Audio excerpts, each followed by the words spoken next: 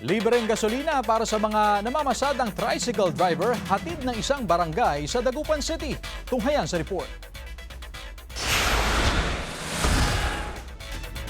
Imbes na ilaan sa magarbong fiesta ang pondo, pinambili na lang ng gasolina na tulong sa mga tricycle driver na residente ng Barangay Lasip, Chico, Dagupan City. Wala hong government funds ito. Gumawa lang ho kami ng mga income generating programs para ho magkaroon kami ng pondo.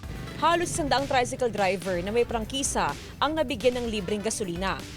Malaking tulong po to, ma'am, kasi sa mahal ng gasolina. Karaniwan umanong pinaglalaanan ng pondo ng barangay ang People's Night na mayroon pang orkestra.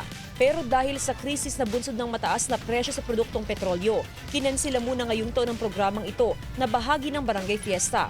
Mas mainam daw na bigyan ng tulong ang transport sector. Fuel subsidy worth 200 pesos sa mga tricycle drivers na may franchise po. Opo. Nasa almost 2.5 liters din ho yun. Mga more than 700 pesos na rin ang kikitain nila. Panawagan ng mga opisyal ng barangay sa mga residente na unawain muna ang sitwasyon ngayon. Mas higit na pairalin ang pagtutulungan para sabay-sabay na makaahon sa hirap na dulot ng krisis bunsod ng tensyon sa Middle East. Kasama si Ron Alistair Taniedo, Jasmine Gabriel Galban, One North Central Luzon.